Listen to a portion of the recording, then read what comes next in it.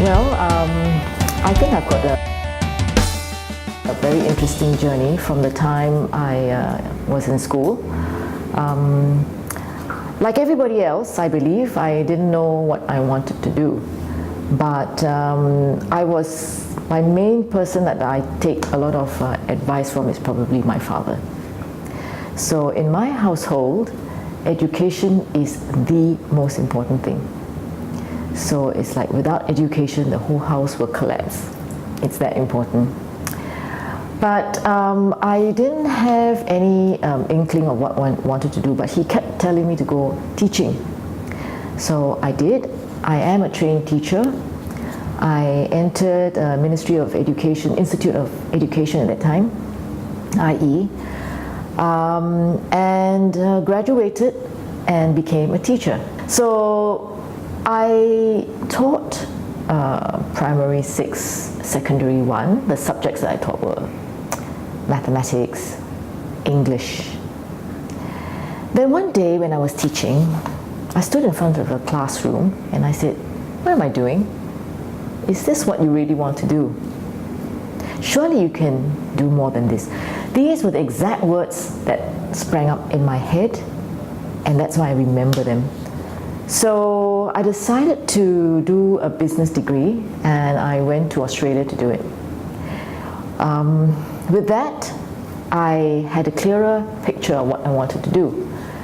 I came back to Singapore at a time where the economy wasn't so good. So I remember my salary was $1,000. It was all right, I could survive. But now that I recall, it was completely the opportunities that I got that got me very interested in what I did. The company that I worked for, by the way, throughout my career, the companies that I work for are mainly engineering based. And this particular company had 2 areas of business. It was a consulting business on the financial side as well as the engineering side. The mandate of this organization, highly sponsored by Economic Development Board in those days, was to do manufacturing automation. Manufacturing automation was the big thing at that time. And they wanted the whole of Singapore to automate their businesses instead of using manpower. So my part was to evangelize, market, publications, as well as seminars. After a while, it became a money-making concern, so they gave me a bottom line. But the person who gave me the exposure was actually the parent company of this organization. He actually made me cover 2 jobs, yes, and he got me to work for his HQ. I remember the first job he gave me was to take minutes. He made me enter his meeting, take minutes. The next thing he gave me was marketing. So that was where I was. And then things started to change. Organizations start to grow, and we had a new CEO who took over. This particular CEO had a key role to do.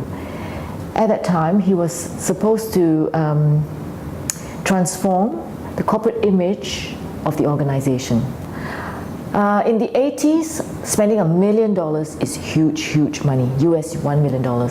And at that time, they restructured the whole organization into 4 segments: aerospace, marine, industrial, and ordnance. So I belong to the industrial segment. We did the corporate image of the organization. I had about 36 companies under me. We changed their uniforms, changed the letterheads, changed just about everything. But fantastic exposure. And over there, this kind of exposure gets you to work with other people from other organizations. And then within a couple of years, the organization grew again and they wanted to list the organization.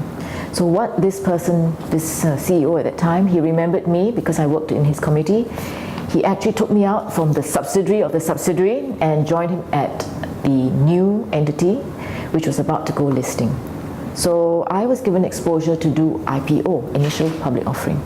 So that was another exposure for me. But along the way, I picked up a lot of training and learning. I think I would call it going back to school. I went to do my MBA because I realized that to do that kind of work you need management training, you need financial learning, that kind of thing. I also did a graduate diploma in investments. When I joined the listed company, I was doing corporate planning.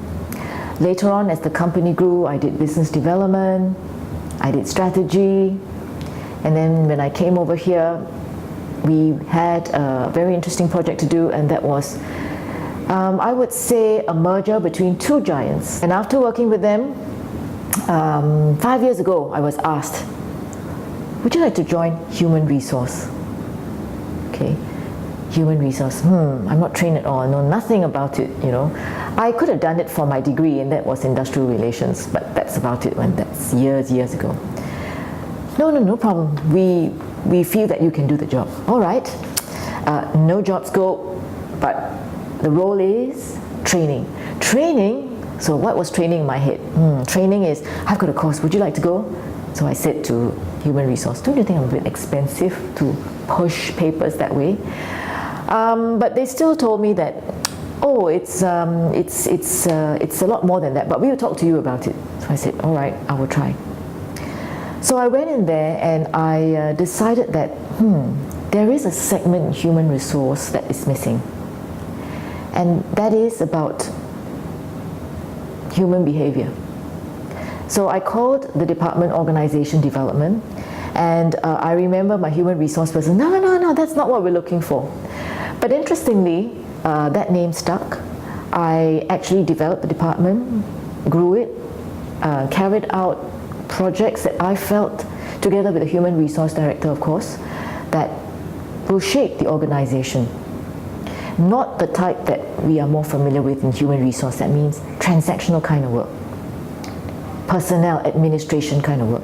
Because we assume by paying you a salary, by recruiting you, by making you stay, that's it. Our work is done. And we all know going forward, it's not this way.